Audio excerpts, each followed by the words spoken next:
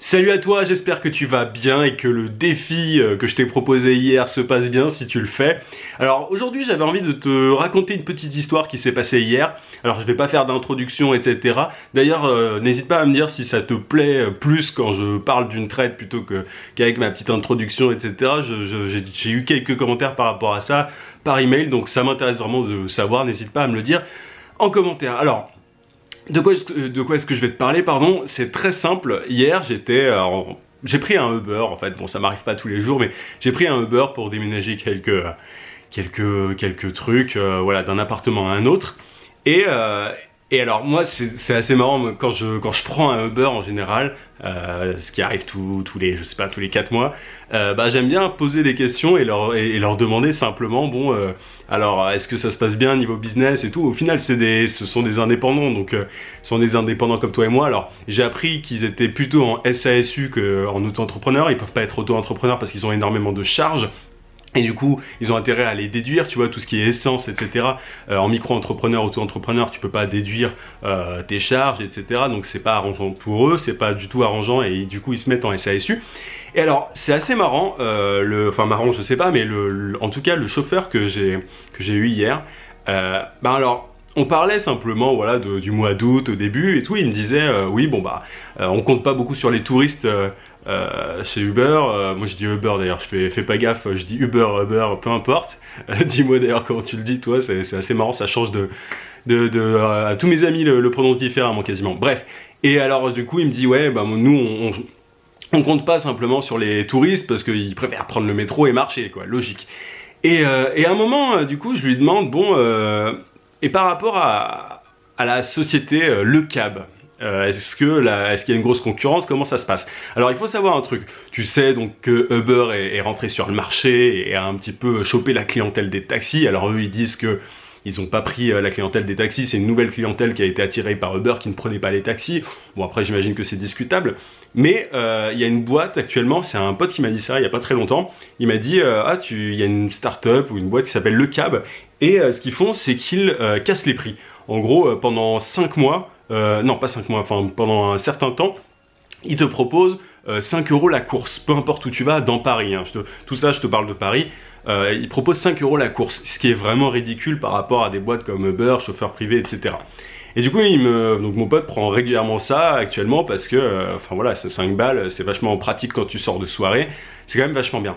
Et alors, j'ai évoqué ça avec le chauffeur de Uber, et je lui dis alors, est-ce que vous êtes en concurrence actuellement avec le cab? Qu'est-ce que vous en pensez et tout? Et là le mec s'est super énervé, en mode ouais non mais c'est des cons, ils font n'importe quoi, voilà c'est des escrocs, ils sont en train d'essayer d'ailleurs de récupérer les chauffeurs Uber pour les faire bosser chez le cab. En gros ils essayent de... En fait la raison elle est très simple, hein. S'ils pètent les prix comme ça c'est pour choper la clientèle des sociétés de VTC existantes, et voilà, simplement les ramener à eux.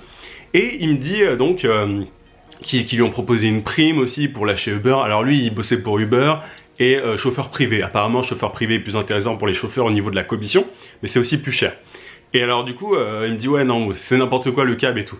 Et moi ça m'a fait, alors pas rire parce que c'est pas drôle en soi pour ce monsieur là, mais ce que je me suis dit à un moment c'est que il y a Uber et voilà qui a embauché tout un tas de personnes pour bosser pour eux, et pas embauché d'ailleurs, ils sont indépendants, excuse-moi, mais voilà ils ont invité des gens entre guillemets à bosser pour eux, et à du coup diminuer le travail des taxis quoi. Concrètement voilà, forcément je sais pas si tu le vois si tu habites à Paris ou dans une grande ville en France, voilà t'as souvent des taxis qui sont vides et des Uber qui sont pleins quoi. Et du coup voilà ils ont entre guillemets récupéré une partie de la clientèle des taxis. Et là aujourd'hui, les chauffeurs Uber se plaignent de la concurrence d'autres sociétés.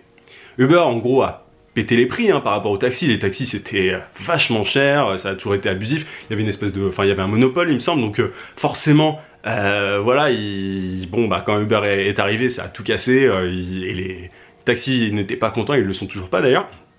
Et là du coup tu as une petite société qui va encore plus loin dans le fait de baisser les prix. C'est là que je pense que tu vois où je veux en venir. Donc t'as une autre société qui arrive pour péter les prix, et là les mecs de Uber qui ont entre guillemets chopé le boulot des taxis. Alors je fais un énorme raccourci et honnêtement j'ai pas d'avis tranché sur la question, ça m'intéresse pas des masses non plus.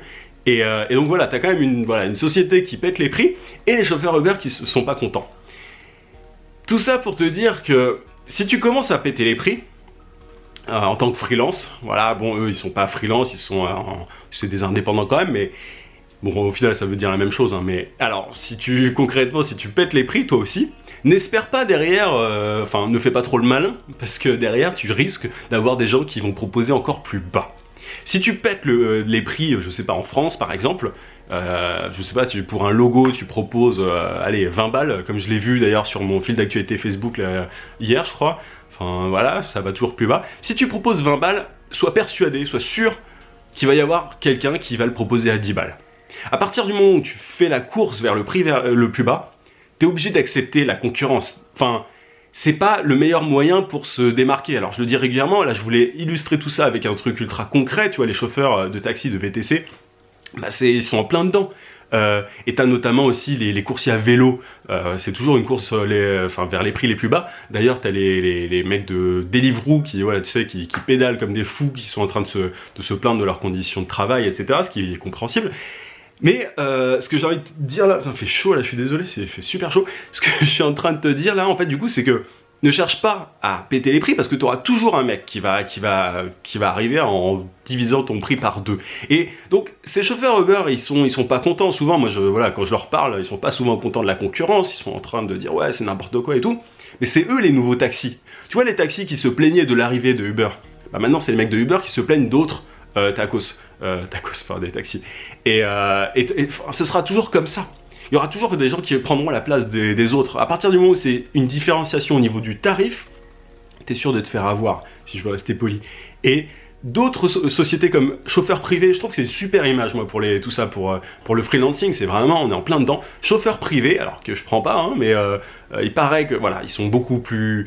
Les chauffeurs, en général, sont plus contents avec chauffeurs privés parce que la commission est plus importante. Et ben, ils se différencient au niveau de leur cible. C'est plus premium que Uber. Uber est arrivé en pétant les prix et a voulu... Enfin, pour moi, c'est quasiment la même clientèle que les taxis, même si, en gros, ils ont fluidifié le fait de prendre le taxi. Tout le monde ne prenait pas le taxi avant, mais en tout cas, là, ils l'ont rendu plus facile. Donc, quelqu'un qui prenait le taxi a pris Uber après. Enfin, concrètement, je vois pas trop en quoi ça peut être une cible très différente. Après, on peut débattre là-dessus, mais... Du coup, je sais plus ce que je voulais dire, mais voilà, t'as Uber qui a pris la place des taxis, et t'as d'autres sociétés qui arrivent. Et donc chauffeur privé, voilà, c'est ça que je voulais dire, chauffeur privé se distingue au niveau non pas du prix, mais de la cible. Ils visent des gens plus premium, alors c'est plus cher et tout, mais derrière ils payent mieux les VTC, les chauffeurs, et tout le monde est content. Et parce qu'ils sont pas du tout sur le même créneau que Uber. Alors, plus ou moins, ils pourraient se distinguer un petit peu plus, mais c'est vrai que à chaque fois que je parle à des chauffeurs Uber, ils me disent ouais, chauffeur privé c'est vachement bien et tout, ouais, mais bon, moi je suis pas trop, enfin voilà, c'est-à-dire que chauffeur privé c'est pour les mecs qui prennent ultra régulièrement le truc, il me semble même qu'il y a un abonnement, un truc comme ça, enfin bref. Et donc voilà, donc au lieu de se différencier, c'est juste une image, je me répète, c'est un truc que j'ai déjà dit auparavant, mais au lieu de te différencier par le prix, différencie-toi au niveau de ton offre, au niveau de ta cible. Au lieu de casser tout ça, de juste essayer de te dire bon ben au début je vais commencer avec des prix bas et comme ça je vais pouvoir augmenter, c'est pas vrai, plus tu baisses, plus tu vas te faire niquer. Bon voilà, je suis plus poli, mais c'est concrètement l'idée, enfin...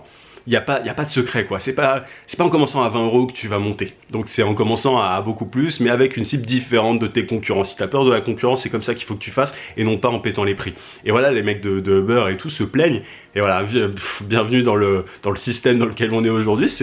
Voilà, la concurrence elle existe, elle est autorisée. Alors plus ou moins selon certaines règles, tu vois, là, avec les taxis ça n'a pas été évident, mais maintenant que Uber est arrivé sur le marché, depuis un petit temps déjà, hein, mais maintenant qu'ils sont arrivés avec une certaine approche, une certaine méthode, les mecs qui travaillent pour Uber peuvent plus se plaindre en fait. Parce que concrètement, on leur fait ce qu'ils ont déjà fait au taxi. Alors, c'est une petite guerre, mais voilà, bienvenue dans un monde de concurrence, et cette concurrence-là, elle va devenir de plus en plus importante au fur et à mesure des années, ça j'en suis sûr.